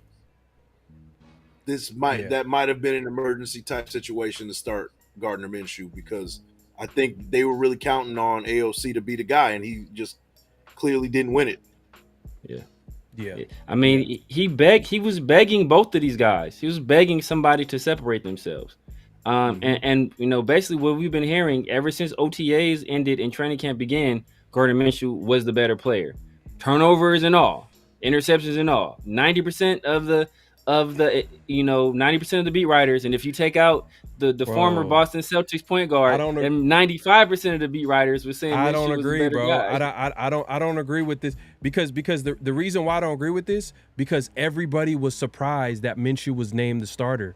How is everybody surprised? And then you're saying that they went with the guy that was the better quarterback. The beat writers that were saying, the same beat writers that you're referring to, that they were surprised that Minshew was named the starter. All of them reported that Aiden was not playing better than Gardner Minshew. Everybody was reporting it. And then even after game one, there was a 50-50 on who had a better game. Yeah, that's what I'm saying. It was a 50-50 on who had a better game. But they're all saying Minshew was the better guy through training camp. These are all the reports. We can go back and look at all our shows. This is what was being reported. That Minshew was ahead. Then we had that scrimmage, and Minshew was by far better in that scrimmage. Aiden had his worst day. Gardner had his best day. And then we come out in preseason, right? Game one. You talk about that one drive Aiden had that didn't end in points, where he missed a read on the switch release, and then he missed a read outright, where he missed a guy in the flat and got sacked by Pete because he wasn't at his correct landmark, and because Pete got beat so horribly bad that only Lamar would have been able to get out in that situation. But then Minshew comes in, puts up 17 points. Those only 3 more passes, those 41 more yards, and so he produced. Why people didn't think it was going to be Minshew is because Minshew, he played so poorly in that game too. It's all about recency bias. That was the last thing people saw. That was the last thing people saw. So play this. No. I agree. Antonio Pierce had all of last season with Aiden, right? And then he named Aiden the starter at the end of for his 9 games he coached. Aiden won those games, helped him become coach. He had Aiden this entire offseason, had Aiden in the preseason. Antonio Pierce saw all of that and still said, bro, you're not good enough to be my starter. I'm not arguing Aiden as the player. You know what I mean? We all know his shortcomings as a player, right? We all know AP's been trying to address that quarterback position the entire offseason. He's been talking about Jaden Daniels without talking about Jaden Daniels. He has been, like, he literally will talk about Jaden, how good a player he is. We all know that. I'm not going to talk about that, but you talk about recency bias, right? At the end of the day, like, in a close battle, everything matters. The last throw that AOC threw was a pick six. Boom. There you go. Like, you can't I think you can make your decision based off of one throw. But like, it's a close battle. I understand, but it's literally a close battle. Everything counts. Your last throw is a pick six. Literally before that pick six, Mike. Hey, let's be honest, Mike. Yeah. Let's keep it real. Before that pick everybody six, was saying it's a wrap. Everybody was saying it's a wrap. Everybody. AOC's the People guy. were still saying it was a wrap after the pick six, though. That's the thing. Everybody was saying it was a wrap after the pick six. Minshew played so bad in that situation. I was looking for Minshew to take. I thought, like I said, I was saying that I think AP is going to go with the safer pick. I think most people thought that. Minshew, he's a more volatile of a player. I think he has higher highs, but he has lower lows. But, AP, but I also said the entire time Minshew played better. But I figured that AP, this is a safe guy. Not only is he safe in terms of he's risk averse, but he's safe in terms of AP has a familiarity with him that he doesn't have with Aiden O'Connell. But you're saying Minshew's a safe guy? No. Aiden O'Connell's a safe guy. Okay, you're saying Aiden O'Connell's a safe guy, but it's actually the other. They're treating it the other way around with Minshew. They feel like Minshew's a safer guy because he gives you that mobility. He's a better player. Because they're talking about his experience. When you bring up a player's experience, that's the safer guy. Why would you bring up the point that someone's experience if you don't feel like? Do you understand what I'm saying? Like at the end of the day, if you're talking about someone's experience, you're basically saying that's the safer option. So they feel he'll produce more. I mean, yeah, by that account, I guess, yeah, there's some element, yeah. If you're looking at that in that regard, yeah. But when I'm talking about safe, I'm talking about a guy that's not going to put you in bad situations. It's not going to, get too loose with the football. Like Gardner Minshew, he's a guy. He's known to give his receiver chances at the ball. Like he's gonna throw it up there, and let guys make plays on the ball. Aiden O'Connell's not necessarily going to do that, especially not anything past 15, 20 yards. We see what Gardner Minshew does. He pushes the ball downfield. That's something that Aiden doesn't do. But there's a reason why they call it MinshewMania, because when he catches heat, he's one of the hottest quarterbacks in the league. When he's on a heater, who knows where that could take us? We can win our first 4 or 5 games if we catch a heater. You know what I mean? Man. So, if we can ride this whole season and he's on a hot streak, hey, roll with the hot hand. You know what I mean? Yeah. He beat us twice in pivotal situations. In the very last game in Oco Stadium, he came in with the Jaguars, beat us. And then last year with a chance to essentially seal a playoff victory or seal a playoff spot rather, he beat us. Again, when our defense was at its hottest, and he had a pretty darn good game as well. He did. Yeah, man. He did. But at the end of the day, look, it was a close battle, but it wasn't even due to their play. It was due to their play being close, but both of them gave you a mixed bag. They both gave you a mixed bag, and that was one of my points, was that the decision wasn't based off their play, it was just based off their skill set. Because when you talk, when AP's mentioning like, well, he's gonna get us on a fast start. He mentions experience, mobility, things like that. That's something that like we all know that AOC doesn't have. Like, so when you're talking about that, then that means that like it literally was close, and they were like, you know what, we're just gonna go with the guy that they feel comfortable with. And you know what? Hey, look, at the end of the day, all that matters at the end of the day is they win. I'm gonna get right back in a second, man. I'm gonna get into the chat. The chat's going crazy. We going back and forth. But yeah, man, like this first, like as you said, this first 4 games, first quarter of the season, it was very tough. We start off 2 games on the road. Well, technically one home game on the road, and then we make that East Coast trip on the very next week. And I think it's early start as well. So the Raiders have West Coast teams in general, but especially the Raiders in particular have really struggled on those early starts on the East Coast. So Gardner is a guy that you're hoping can bring a little juice to that situation. And we follow that up with our home opener against Carolina, and then we have the Browns as well. In all those situations, we're facing some. What? Now go ahead. That Browns game is gonna be a dogfight, man. Man, no, yeah, literally. Yeah. The first 2 touchdowns wins, man. That's my facts. So. Hey man, all we gotta do is set up Deshaun Watson with a massage, man, and we good. We're in the right place for that. And another thing too, another thing I want to say this too, because I don't know if Severe, you mentioned this. You said that AOC was the reason why he won some games, or he was the quarterback that helped him win some games. But I don't think AP was sold on AOC. Once he got the job, he was just like, I need to upgrade that quarterback position as soon as possible, because he knows that that quarterback position, that head coach and quarterback position is like literally, you look at all the good teams, a lot of the good teams, that's a huge relationship that, that position needs to be settled. So I don't think AOC gave him a lot of confidence, even though I get it. He won some games at the end or whatever, but if you want to be honest, if he was really keeping it real, because you know how AP's really straightforward and honest, right? Yeah. It was because of that defense. It's because of that defense. Yeah. No, I agree. But see, that's the thing that I think that remember we had Marcus Johnson on, right? And I don't remember if it was the first time or the second time we had on. We were talking about potentially moving up for quarterbacks. And he was of the opinion at the time, I don't remember if he said this on camera or he said this offline, that the Raiders weren't going to make a move for a quarterback because Antonio Pierce liked Aiden O'Connell too much, and that he had too much love for Aiden O'Connell, and that he was going to be a Aiden O'Connell loyalist.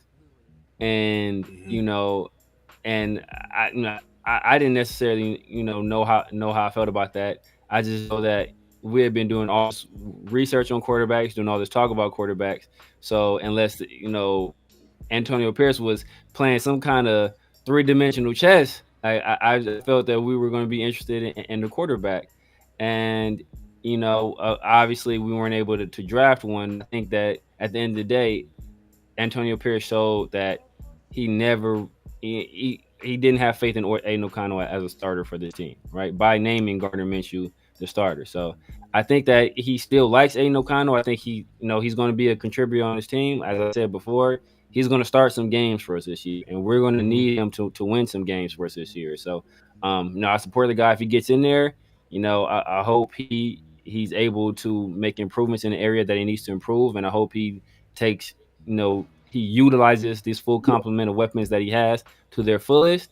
But I just don't see him being anything better than a top tier backup in the NFL, and he can make a good career with that. He can make a good career out of that. You look at Josh Johnson. Josh Johnson been in the league like 20 years, and he's still playing. I think. Yeah. And what's interesting too? Last year, I'm looking at like the attempts that he had, as far as Gardner Minshew. Like, look, third game he comes in, has 44 attempts. Damn. I think I don't know, AR-15, Anthony Richardson played maybe the next game because he didn't have no stats that game. But the next game he has 11 for 14, comes in. Then after that he throws 55 passes. Oh, that's wild, bro. And then after that he throws 23 passes. So I can actually put this on the screen so y'all can see for yourselves, man. Like, take a look, man, and see what because Minshew's gonna be the starter, man, and there's a chance that he could start the whole entire season. I know AP kind of left it out there that possibly AOC can come in and start this season, but we'll see. Hold up, let's see. Let's take a look here. Can y'all see this? Yeah. So you see the attempts here. Look, so this is third game, 44. Didn't play this game. I'm sure he went back to his backup role. Then came in probably when Anthony Richardson got hurt. 55, 23, 41, 26, 28, 41, 42. He finished with 15 touchdowns, 9 interceptions, 39, 28, 37. Now, anything over like 35 is wild, bro. Yeah. And I was wrong. Yeah, he has a 3 interception game in there against his former team too. Yeah. So now looking at this, what this tells me is, hey, look, with the Raiders, he's probably not going to have to pass this much. If the Raiders are successful running the football, if they're good at running that rock, which I think that's what they're looking forward to happening this year, then he's not going to be passing it 55 times. That's crazy. But if he does pass it 55 times, Brock Bowers, Michael Mayer, Devontae Adams, Jacoby Myers, he got Trey Tucker. They got some good chemistry, so if we're gonna believe anything about this offense, is the pieces that we have on offense. If you want to believe in anything, the quarterback, we can go back and forth and say, oh, well, this guy's this and this that's. We really don't know at the end of the day. Like, they really didn't play lights out. If you hear a lot of the guys that were at training camp, they, they're pretty much, they came out and really said, like, the quarterback position is probably the weakest link in training camp on offense. But as far as the pieces goes, Devontae Adams, all those guys looked the part. The tight ends looked the part. So, but, hey, look, I just believe in the weapons that we have, man. That's all I want to leave it at. But let's move it along, man. I know the chat is going crazy. The chat is going wild, man. But you can see from these stats, man, it's something we talked about before. It's a roller coaster ride, man. There are some games just like, oh man, look at he put up, and then some games just like, look at this game. So if you can get some consistency out of them, I think that's what they're hoping. The coaches always feel that they can fix a guy. I think that's what it comes down to. They always feel that, hey, you know what? He hasn't been in a room with me. I haven't been able to teach him. I haven't been able to coach him. So there's always that's why they draft guys with potential, because they feel that, if I can get this guy in here, I can unlock something in him. And so I think that may be part of the calculation there, where Rich Gangarello and Luke Getsy's like, hey, you know what? Let us do it. When we know that Getsy's one of the guys he consulted in making the decision. And, so maybe that was part of the calculation, where we feel that his highs, we can kind of keep his highs there and maybe just, mitigate the lows that he had. And so I don't know. Raiders Smoke with another super chat, man. Appreciate it, man. He says, rather have Tyson Bagent or Stetson Bennett. Real quick. How do y'all feel about Tyson Bagent, man? If the Raiders made a trade for him? Well, or Stetson. Hey, or Stetson. that gives me hope for this offense, to put you, because Tyson Bagent kicked our ass in Chicago. Yeah. So, yeah, he's not the greatest quarterback in the world, right? He's a UDFA, he's UDF or late round, whatever. He's a rookie last year, and he played well. But that also meant that that also meant that you got to have a sound running game as well. So if I was to translate that, like, hey, Zamir White's got to show up, Madison's got to show up, and with that, it'll make our quarterbacks look a lot better under this Getsy offense, because it made Tyler Bagent look good. I think that bringing him to the Raiders wouldn't be the greatest thing. I think that Minshew was better than him. But it brings me hope, because he was under this offense and he kicked our ass, so that makes me believe that Gardner Minshew can be in this. He's a better quarterback, and under this same kind of recipe, he can go on a week-by-week basis and make things happen.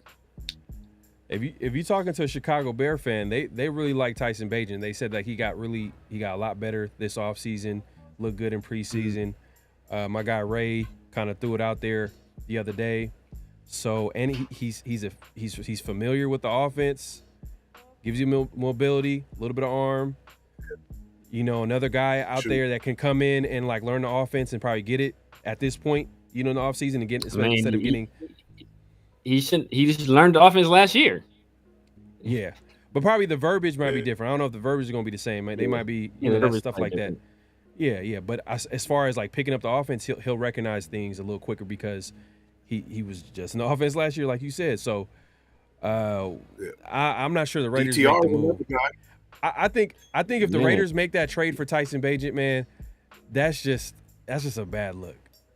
And we talked about this the other day, man. Just because, like, wow, you're going to trade for a young quarterback when you could have drafted one in the later. You know what I mean? You could have drafted a Spencer Rattler. You could have drafted a Joe Milton. Milton is more of a project, though. I think you could tell, like, he's more of a project. More of a project, but at least Spencer Rattler, like, oh man, that's just it's a bad look to me. I'm not touching Bennett though. I think that guy. I think he had like some DUI stuff, and then he took a break from football for mental health stuff, and then he's already super old anyway too. He's probably as old or older than Aiden as well. So not like you're getting a whole bunch of like he's some young guy. So I'll stay away from him. Bagent. Yeah. Bayesian, if you're giving them up for like a 6th or 7th, okay, we talking. But if you want anything higher than the 6th, I'm good. Yeah, they're probably gonna want something higher. I think They're definitely gonna want more than that. Yeah, especially if But they like him. Mike They like him as a DTR player. though. Say it again. I said Mike brought up DTR. Yeah, we actually talked about it early in the week, man. So how you feel about DTR, Mike? He fits in perfectly what Gesicki's trying to do. Mobile, he can throw the ball. I think he fits in good, especially if we put him, pick him up via trade or even through waivers. If we don't do a trade, if nobody wants him, he can come in as a quarterback 3 and compete. Learn the offense, get caught up and see what happens. I mean, especially if you get him for the cheap, you can definitely see, on the line, maybe he's the guy. I think honestly, Aiden O'Connell's a better fit for the Browns, and DTR is a better fit for us. So, like I told you guys, maybe a swap, and maybe we get an additional conditional mid to late round pick. DTR for Aiden O'Connell. I'll be good with that. Yeah, so if you really believe that he could be your number 2 guy, get an additional late round pick and swap him and DTR. I think that would be pretty good. I like that idea. Browns film breakdown. That's a great idea. Yeah, so there's actually a report here from Akron. Okay, so it looks like there's a possible rumor here. The Browns have engaged with multiple teams in quotation trade talks for a second-year quarterback Dorian Thompson-Robinson. So look, he's out there, but there might be a possible chance that he just gets cut because their quarterback situation right now is Deshaun Watson. I believe they picked up Jameis Winston, and then Huntley. Looks like I think he's wrapping up that 3rd spot. So then that leaves odd man out is Dorian. So this might be someone in the building for the Browns probably putting it out there like, hey, he's available, trying to see what they can get from him before final cut day. So the Raiders could just stay patient if they want to, if they really don't want to. But do they pick up a Dorian if he's available? Do they actually pick him up? Do you see the Raiders actually doing that? No. No, I don't. Time Telesco. Man, I have very little faith in Tom Telesco to do anything that I like. To be honest with you. Yeah, it seemed like he's a conservative guy. Like, I don't know. Very conservative, man. But DTR, I think DTR, as Mike said, I think he fit perfectly, man. I think he's a guy. He has a strong arm. He played in a system where people always talk about Chip Kelly. Chip Kelly is a run first coach. People always talk about him putting up numbers. I think he can do that. He can open up the offense to do that, but his teams are generally some of the better rushing teams in college football. So he's used to that playing in that kind of system. I think he'll work well in a 2 tight end system. And above all else, like in terms of intangibles, he's a top-notch intangible guy. He's a good leader, great work ethic, like humble dude, like, and he played high school ball in the area as well. So I think it'd be a good fit. But, as we kind of said, it makes too much sense for Telesco to do it. Too much sense at the quarterback position for Telesco to do it. Man, shout out Raider Tate, man, in the building, man. Appreciate you coming through, man. Got to get you on here soon, man. He says, for sure. He says, but do the Colts have a better running back and O-line around Minshew? That's a good point. That's Zach Moss, Jonathan Taylor. Zach Moss now, I think he's with the Bengals. Actually, he was a guy that I thought the Raiders should have picked up. That would have been a nice little running back to have coming off the year that he had, and to team up with, Zamir White. That's a good combination. They never made the move. It is what it is. And he didn't get paid too much.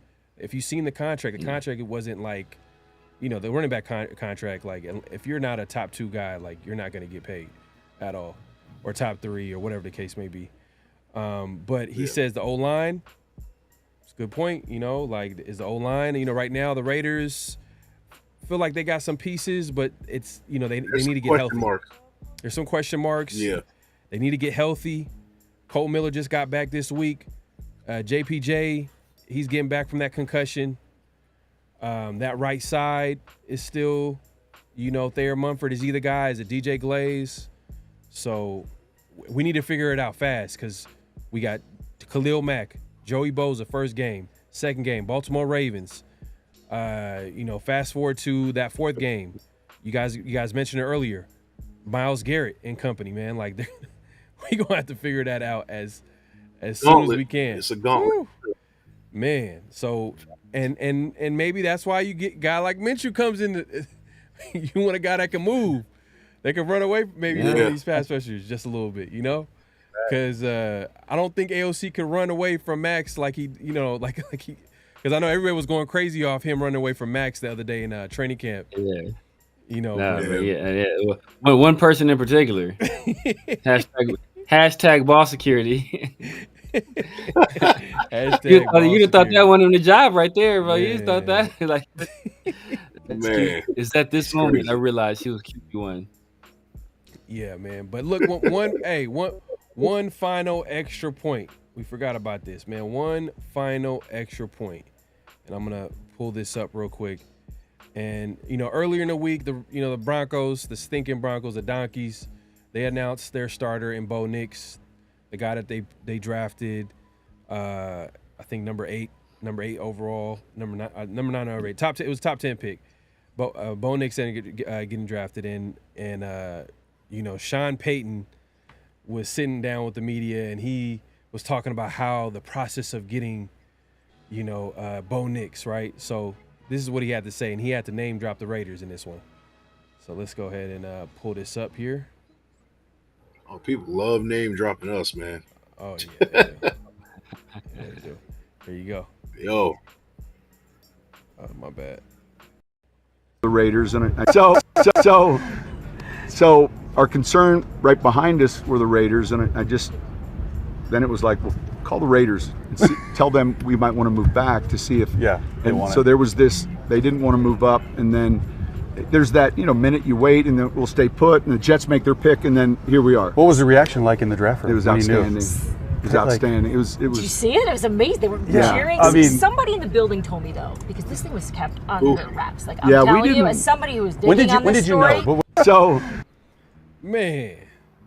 So this is what they're doing over there. Sean Payton making it seem like he pulled out the move of the century by like tricking the Raiders and calling them and making it seem like they weren't going to be drafting a quarterback, but in reality they wanted Bo Nix.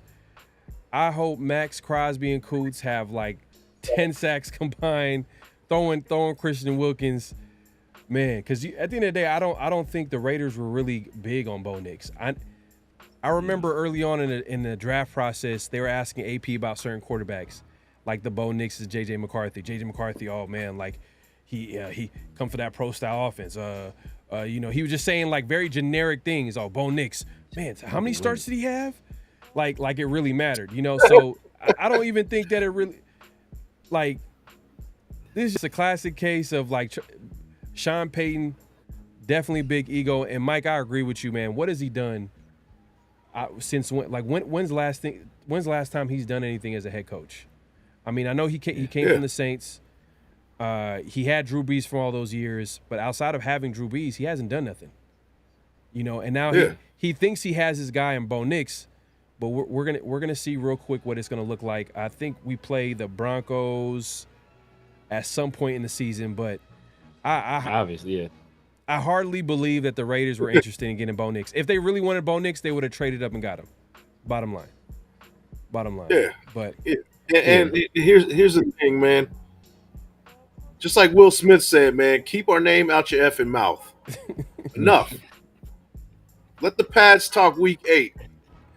Man, well, I'm tired of people talking about the Raiders, mentioning them and saying some slick stuff. You know what I mean? Like that's enough. That's enough. Now, as far as Sean Payton goes, he's a step above John Gruden to me. Like, what has he done in recent years? Yeah. Like, let's just be honest. With 2009, like, come on, man. Like, this is a new age. I think that it's going to be a failed project in Denver, and they're going to be looking for another quarterback down the line. They're going to be the worst team in football this year. Yeah. I think the Broncos are going to be terrible this year. And Bo Nix, he's not that guy. I never thought he was. He never will be. So that's just how I feel about it. Hey, man. Yeah, man. I agree, man. And like, I think I brought this up before, but like nobody was surprised when the Broncos took Bo Nix. You know, it's like like Chappelle was like, "Come on, buddy, come on, buddy." Everybody knew he was gonna order you some chicken. Like everybody knew they was gonna take Bo Nix, bro. Like that had been the player mocked there time and time again was Bo Nix. Like that, everybody knew they were taking Bo Nix. It was no secret. He fit their offense perfectly.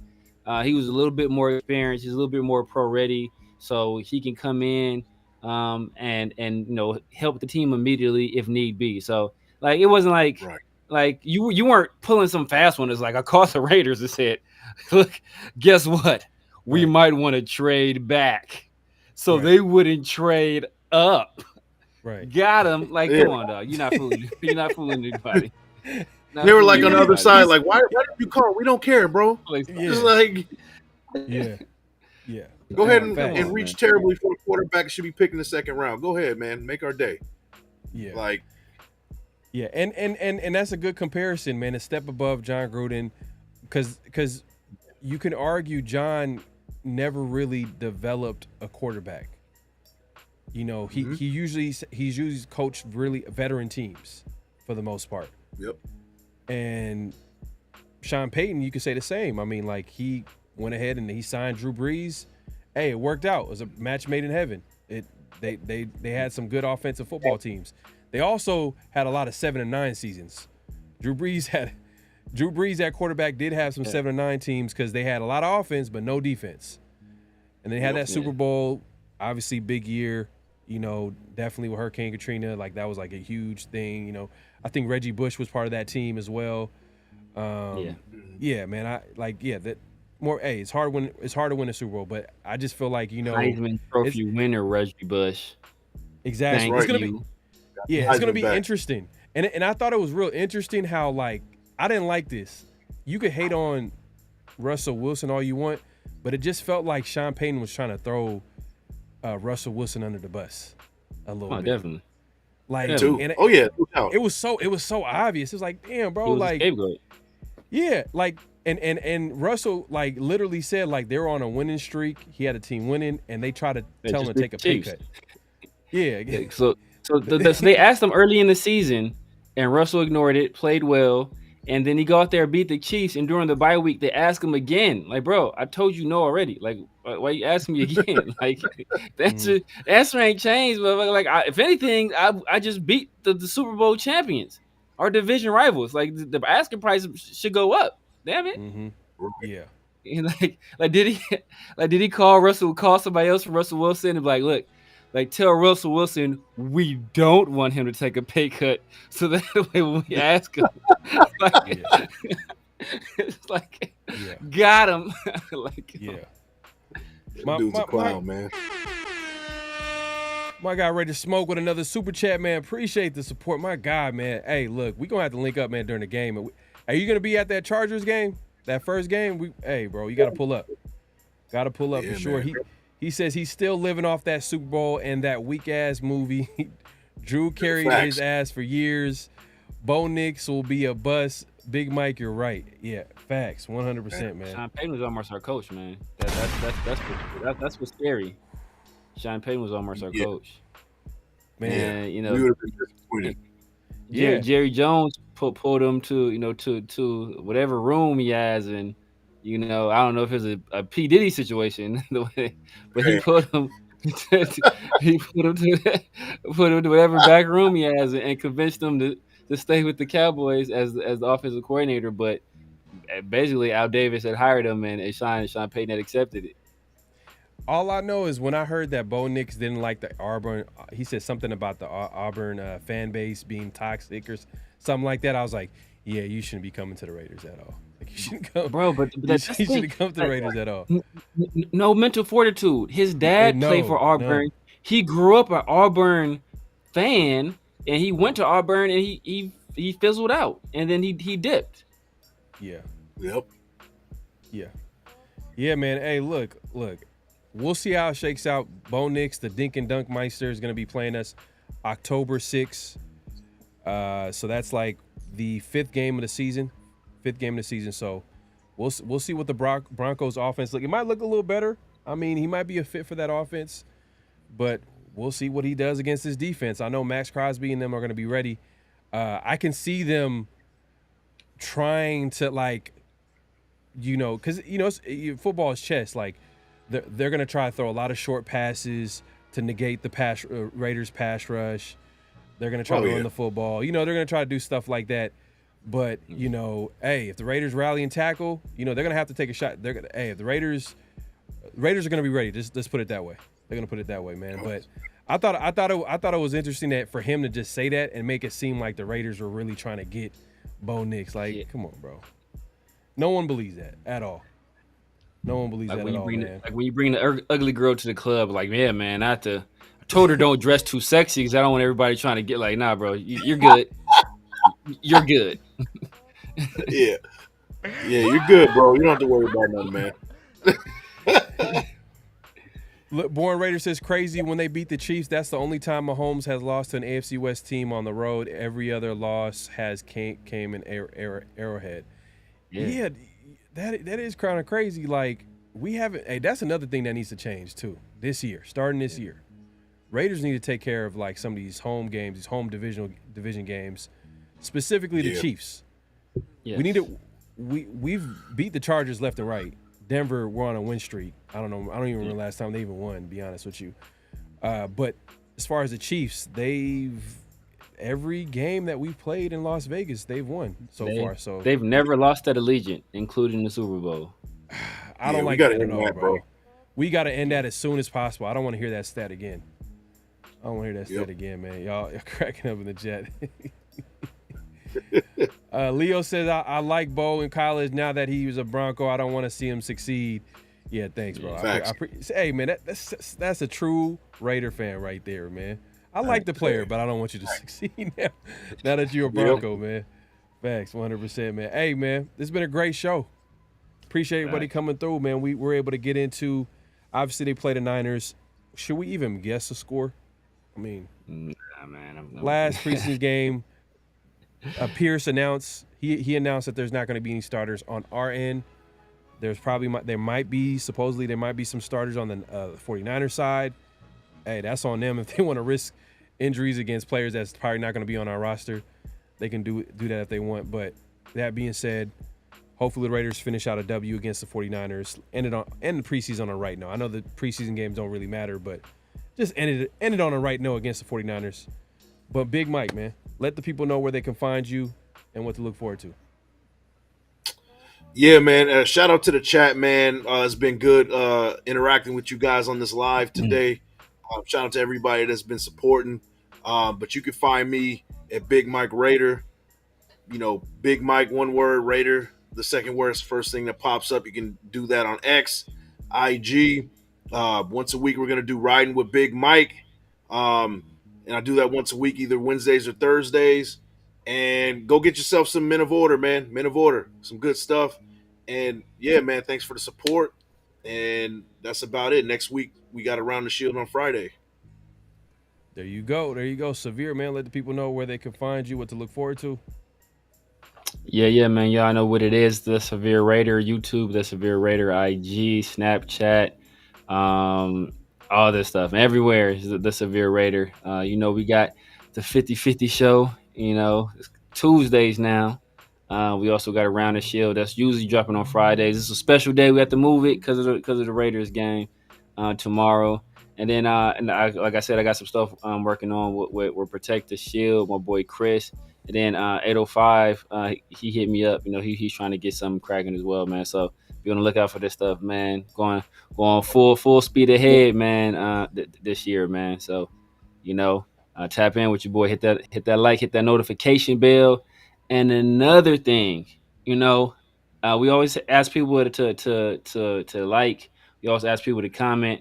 Hey, man, but if y'all like what y'all see here, y'all want to support the show, one of the best ways to support the show is, hey, share it, man. It's part of Big Mike's slogan, share with your folks. you know, but Man. you know, take that to heart. You know, hey, put it on your social media. If you got some friends that are Raider fans, hey, send it to them. Like, let them know. I got some guys I listen to it every week. Hey, I like what they're saying. Or hey, man, I got this guy that talks about the Raiders named Severe. I hate everything he says. They'll go in the comment section and tell him he's dumb. Tell him I hate his red hat or whatever. You know, whatever y'all want to do. But you know, if y'all enjoy the content, just share with your fellow Raider fans. Yo, let's get my man Severe monetized this season, man. Let's get that done, man. Oh, that's gonna happen soon. That's gonna happen soon. Yeah. Real soon, man. Hey, everybody that's here tuning in, go over to Severe's channel and hit that subscribe button, man. We need that to happen. Hate watch, all that good stuff, man. All that good stuff, man. Do it over on Severe's channel, man. We got to make that happen, y'all. Mm-hmm. Hey, look, Born Raider, he brought this up, right? This is true. This also needs to change. Starting game 1, we have never won a regular season game in SoFi Stadium, the home of the Raiders, man, LA, man. So we definitely got to win that. I'm going to be in the building. I'm going to be in the building, man. We got to win, bro. I'm coming out there, man. I'm coming out there, and I'm going to be. I want to enjoy a win with Raider Nation, man. So that's definitely going to change starting week 1. But yeah, look, we do this every week. We just announced same show, new time. We did a live today, but usually the episodes are going to drop every Friday around the Shield. So make sure to hit the notification bell so you tune in when we go live. It's going to be Friday evenings when we're going to drop episodes. Also, 50-50 show every Monday nights, man. Tune in. Or actually, man, I'm so used to Monday nights. Tuesday evening, same show, new time, man. Same show, new time. So definitely make sure you head over there to my channel or Severe's channel. Either way, just go there, like the video, hit the notification bell, subscribe, all that good stuff. But yeah, man, we're gonna be doing this consistently. Make sure to tune in, man. It's gonna be a long and great season for the Raiders. That's what we're hoping for. So make sure definitely to tune in. And yeah, man, just also if you guys are on social media, on IG, on Twitter, head over to Around the Shield and give a follow. Go over there, on IG, go over there, and just all you got to do is just follow us on there.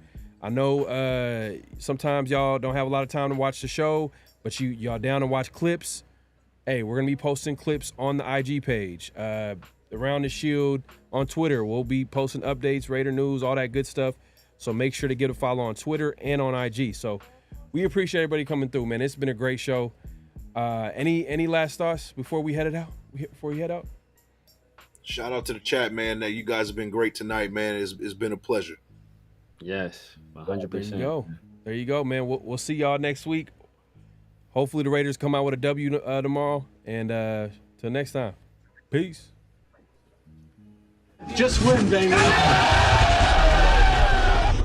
Hello? You play to win the game. You don't play to just play it.